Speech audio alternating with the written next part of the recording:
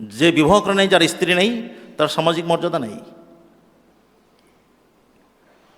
যে বিবাহ করে নেই তার কোনো ঠিকানাই নেই, সে এক ভবঘুরে। পুরুষের জিম্মাদারি যে নারী যখন যেখানে থাকে সেখানেই তাকে নিরাপত্তা দেবে। কোনো পুরুষ তার লালসার চোখ দিয়ে নারীকে দেখবে না, ইজ্জতের চোখ দিয়ে দেখবে, সম্মানজনক দৃষ্টিতে দেখবে। আল্লাহ তাবারক ওয়া তাআলা সূরা নিসার শুরুতে বলেছেন যে ইয়া আইয়ুহান নাসুত্তাকু রাব্বাকুমুল্লাযী খালাকাকুম মিন নাফসিন ওয়াহিদা ওয়া খালাকা মিনহা যাওজাহা ওয়া বাসসা মিনহুমা রিজালান কাসীরান ওয়া নিসাআ। এই পৃথিবীতে যত মানুষ সবই এক আদি পিতা মাতা থেকে এসেছেন।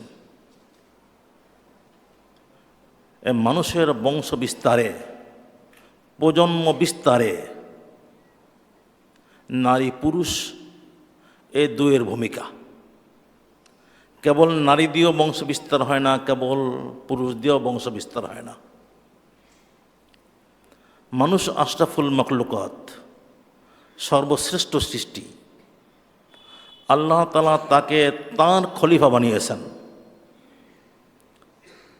তো এই মানুষের অনেক কাজ, এই কাজকে আল্লাহ তাআলা বন্টন করে দিয়েছেন। আমাদের ইসলাম স্পষ্টভাবেই এই বন্টনের কথা বলেছে যে পুরুষ বাইরের কাজ করবে আর নারী ঘরের কাজ করবে। আর বাইরে মানুষের বিপুল কাজ। আল্লাহর খলিফা হিসাবে মানুষের কাজ বিস্তর। আল্লাহ তাআলা মানুষকে মেধা দিয়েছেন, আর সেই মেধার ভিতর আছে অমিত সম্ভাবনা। মানুষ মেধা খাটিয়ে খাটিয়ে কি যে করতে পারে, বর্তমান বিশ্বই তো তার প্রমাণ বহন করে। মানুষ কোথায় ছিল আর মেধা খাটিয়ে খাটিয়ে মানুষ কোথায় পৌঁছে গেছে। কিন্তু মানুষ মেধা খাটিয়ে খাটিয়ে যে উন্নতি লাভ করেছে, এর বেশিরভাগই হলো বস্তুর সঙ্গে সম্পর্কিত। মানুষ মেহনত করছে বস্তুর পিছনে।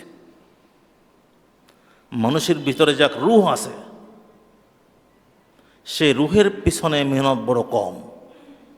ফলে বস্তুর পিছনে মেহনত করে করে মানুষ যা তৈরি করেছে তা দ্বারা কল্যাণের চেয়ে অকল্যাণ অনেক বেশি হচ্ছে। প্রতিটি আবিষ্কার মানুষ এর ব্যবহার করছে অন্যায়ভাবে, ভুলভালভাবে। যদি রুহের পিছনে মেহনত হতো তাহলে সবগুলি আবিষ্কার মানুষের জন্য কেবল কল্যাণই বয়ে আনত, কোনো ক্ষতির কারণ হতো না। তো এই মানুষ এর বিস্তর কাজ, এই বিস্তর কাজ করার জন্যে মানুষের প্রয়োজন, বিশেষত যারা বাইরে কাজ করে তাদের জন্য প্রয়োজন মনমস্তিষ্কের স্বস্তি, প্রাণের স্বস্তি। মানুষ যদি পেরেশান থাকে, মন খারাপ থাকে আর মস্তিষ্কে নানান পেরেশানি থাকে, তখন তার দ্বারা কোনো কল্যাণকর কাজ করা কঠিন হয়ে দাঁড়ায়। কল্যাণকর কাজ করার জন্যে মানুষের মন মস্তিষ্কের যে শান্তি, দুশ্চিন্তা থেকে মুক্তি, এটা অপরিহার্য। তো মানুষ যাতে তা পেতে পারে, এর জন্যেই আল্লাহ তাআলা দাম্পত্য জীবনের ব্যবস্থা দিয়েছে। যে মানুষ বাইরে কাজ করবে আর তারপরে যখন ঘরে ফিরবে তখন স্ত্রীর সংস্পর্শে এসে, মায়ের কাছে এসে, বোনের কাছে এসে সে বাইরের সব পেরেশানি ভুলে যাবে। তার শরীর মন সব প্রশান্তিতে ভরে যাবে। আল্লাহ তাআলা বলেছেন এই কথা, যে আমি তোমাদেরকে তোমাদের মধ্য থেকেই স্ত্রী দিয়েছি,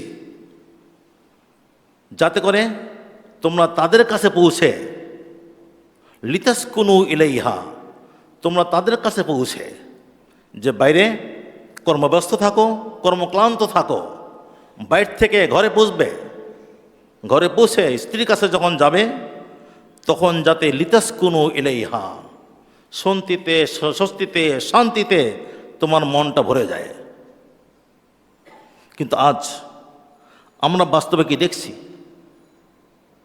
বাস্তবে দেখছি এই যে বাইরের সংগ্রামী জীবন, সংগ্রামী সময় পার করে যখন ঘরে ঢোকে তখন সে আর এক সংগ্রামের সম্মুখীন হয়। স্বামী স্ত্রীতে সুন্দর সম্পর্ক নেই। ঘরে ঢোকার পর স্ত্রী নানান অভিযোগ স্বামীর সামনে তুলে ধরে, তার নানান কষ্টের কথা প্রকাশ করে, তার ক্ষোভ প্রকাশ করে।